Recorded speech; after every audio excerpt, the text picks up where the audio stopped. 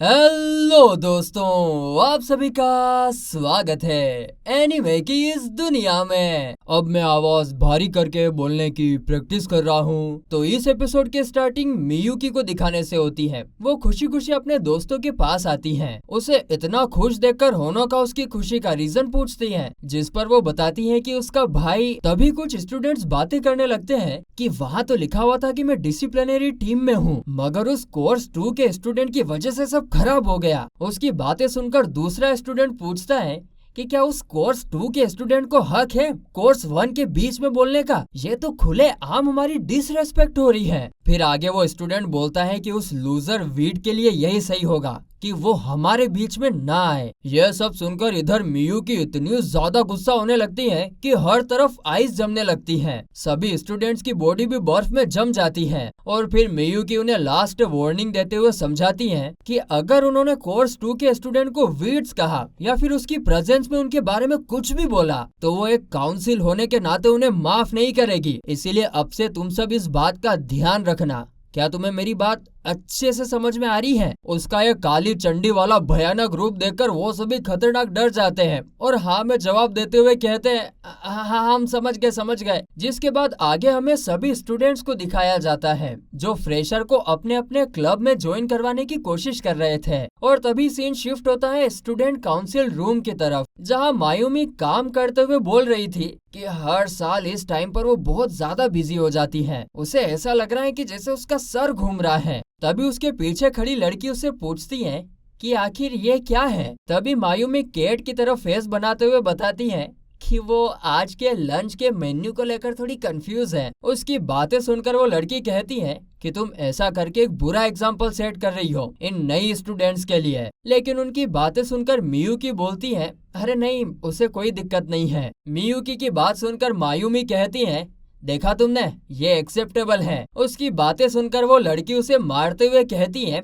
मेरा मतलब वो नहीं था। इसके बाद मायूमी कहती है कि हमारी सबसे बड़ी प्रायोरिटी स्टूडेंट्स की सुरक्षा है। वैसे तो स्टूडेंट्स को आमतौर पर केड ले जाने से रोका जाता है, मगर भीड़ को देखते हुए इस टाइम पर डेमो के लिए अलाउ कर दिया जाता है। तभी दूसरी लड़की पूछती है कि क्या ये हम सब के लिए भी फ्री है? जिस पर ऑरेंज बाल वाली कहती है कि हाँ ये फ्री होता है ताकि हर स्टूडेंट 9 स्कूल कंपटीशन में अच्छा कर सके और वो सभी रूल वायलेशन करने पर उसे दूसरी तरीके से हैंडल करते हैं। उसकी बातें सुनकर दूसरी लड़की बताती है और यहीं पर हम डिसिप्लिनरी कमेटी काम आते हैं। अगर कोई भी वायलेंस करते हुए या रूल ब्रेक करते हुए नजर आता है तब हम स्पॉट पर पहुंचकर उसे रोकते हैं या जरूरत पड़ने पर उसे अरेस्ट भी कर लेते हैं। और हाँ मियुकी, मैं तुम्हारे भाई को भी इसमें इन्वॉल्व कर रही हूँ। जिस पर मियुकी स्माइल करते हुए कहती है कि हाँ आप उसका अच्छी तरीके से यूज कर सकते हैं। लेकिन फिर वही लड़की मायूमी से कहती है कि वो मियुकी के भाई को इन्वॉल्व करना तो नहीं चाहती थी, मगर अब वो इन्वॉल्व हो ही गया है तो मैं देखना चाहती हूँ कि वो इसे कैसे हैंडल करता है।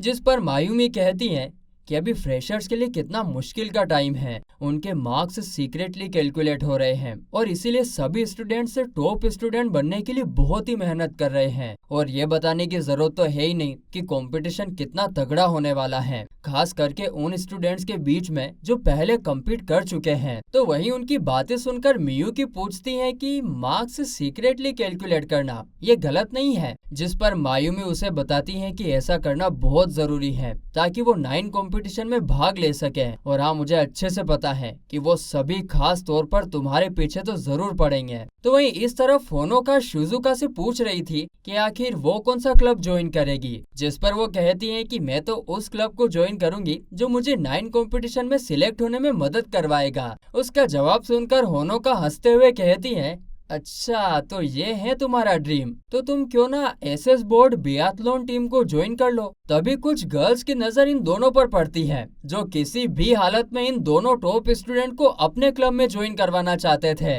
एक एक करके वहाँ पर काफी ज्यादा भीड़ लगने लग जाती है। वो तो सभी के सभी इन दोनों को अपने क्लब में कैसे भी करके ज्वाइन करवाना चाहते थे। और अब भीड़ को बढ़ता देखकर ये दोनों वहाँ से निकलने की कोशिश तो करते हैं, मगर बेचारी चारों तरफ से घिर चुकी थी, इसीलिए वो दोनों वहाँ से निकल ही नहीं पा रहे थे। तभी अचानक से वहाँ पर एक लड़की अपने घोड़े के साथ आती है जो उनके ऊपर से जंप करके जाती हैं। उस लड़की को देखकर ये दोनों हैरान और इम्प्रेस दोनों हो जाती हैं। आगे वो लड़की सभी स्टूडेंट्स को समझाने लगती है कि अगर उन्हें किसी को क्लब में ज्वाइन करवाना ही है तो अच्छे से पूछे, उनकी मर्जी पूछे। लेकिन उसकी बातें सुनकर एक लड़का उसे अपना मुंह बंद करने के लिए कहता है। ये सुनकर वो लड़की अपना स्टिक उसके सामने करते हुए कहती है कि अगर तुम किसी लड़की को अपने टीम में ज्वाइन करवाना चाहते हो तो एक जेंटलमैन की तरह बिहेव करो। जिसके बाद वो लड़की होनोका और शिजुका को अपने साथ हॉर्स पर बिठाकर वहाँ से लेके चली जाती है और इसके लिए ये दोनों लड़कियां उसे थैंक्स कहती हैं। थैंक यू, तुमने हमारी जान बचा ली। फिर आगे वो लड़की अपना इंट्रोडक्शन देते हुए बताती है कि उसका नाम एमी है।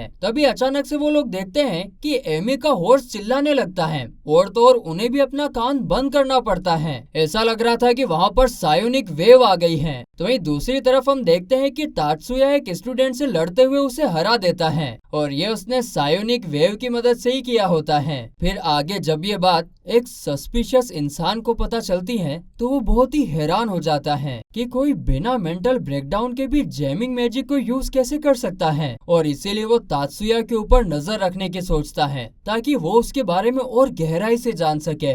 इसके बाद दूसरी तरफ हमें गर्ल्स लॉकर का सीन दिखाया जाता है जहाँ पर सभी गर्ल्स अपने कपड़े चेंज कर रही होती हैं और होनोका जैसे ही मियुकी को बिकनी में देखती है वैसे ही उसके नाक से खून निकलने लगता है क्योंकि भाई साहब वो बहुत ही ज्यादा सुंदर दिख रही थी। और तभी वहाँ एमी आकर उन्हें बताती है कि कल जो सायोनिक वेव आया था ना वो केंजुत्सु टीम ने यूज किया था जूडो क्लब में, मगर मैंने ये भी सुना है कि एक डिसिप्लिनरी टीम के मेंबर ने उसे अपने हाथों से हरा दिया है। और तभी वहाँ आकर मियुकी उन्हें बताती है कि दरअसल वो काम तो उसके भाई का था। ये सुनकर एमी उसके भाई की तारीफ करने लगती है। अरे वाह, तुम्हारा भाई तो काफी खतरनाक है। ये सुनकर मियुकी ब्लश करते हुए कहती है कि हाँ, मेरा भाई है ही इतना टैलेंटेड। तभी इन लोगों की नजर बाहर खड़ी भीड़ पर जाती है जिसे देखकर मियुकी अपने दोनों दोस्तों को एमी के साथ घर जाने के लिए कहती है, नहीं तो वापस से कल की तरह वो उन लोगों को घेर लेंगे। इसके बाद ये तीनों यहाँ से निकल जाते हैं और आगे वो भीड़ के जाने का वेट कर रहे थे। तभी एमी उनसे पूछती है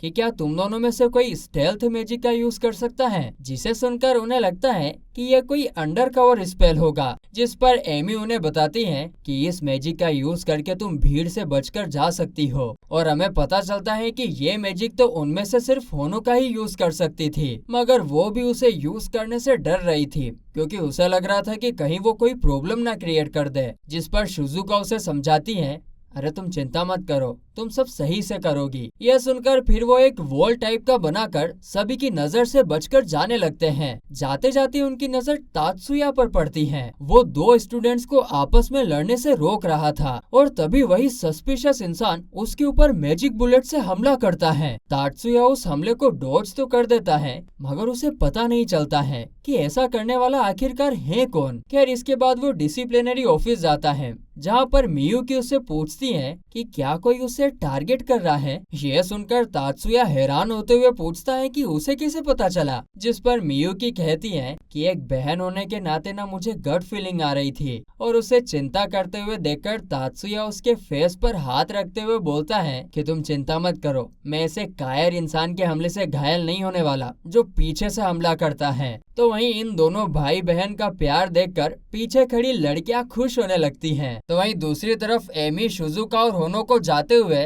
तात्सुया के बारे में ही डिस्कस कर रहे थे, जहां एमी अपना दिमाग लगाते हुए उन्हें बताती है कि तात्सुया कोर्स 2 का स्टूडेंट होने के बाद भी पावरफुल है और उसका लुक भी काफी अच्छा है और इसीलिए हो सकता है कि किसी ने जेलेसी के कारण उस पर अटैक किया होगा। जो सुनकर होनोका कहती है कि अगर ये बात मियुकी को पता चली तो पता नहीं वो क्या करेगी। यह सुनकर एमी कहती है तो फिर हम तीनों गर्ल्स डिटेक्टिव बनकर इस केस के बारे में इन्वेस्टिगेट करेंगे। तो वहीं दूसरी तरफ वही सस्पिशियस इंसान आकर एक स्टूडेंट को रिपोर्ट करता है कि मैं उस पर अटैक नहीं कर पाया, जिस पर वो सामने वाला बंदा कहता है कि आगे से अपना काम सही से करना। तो वहीं इस तरफ हम देखते हैं कि तीनों लड़कियां तात्सुया पर नजर रख रही थी और इनको देखकर ऐसा लग रहा था कि जैसे कि ये डिटेक्टिव कम है और स्टोकर ज्यादा है। वैसे दोस्तों, तुम में से कौन लोग हैं जो अभी तक अपनी एक्स गर्लफ्रेंड या बॉयफ्रेंड को स्टॉक करता है जरा बताना तो। खैर आगे ये देखती हैं कि तात्सुया अपने मैजिक की हेल्प से सभी सायोनिक वेव को खत्म किए जा रहा है और तभी उन्हें वही अटैकर दिख जाता है जिसके ऊपर होनोका अटैक करने की कोशिश करती है, मगर उसका कोई फायदा होता नहीं है और वो वहाँ से निकल जाता है। तो फिर वहीं अगले सीन में हमें मियुकी को दिखाया जाता है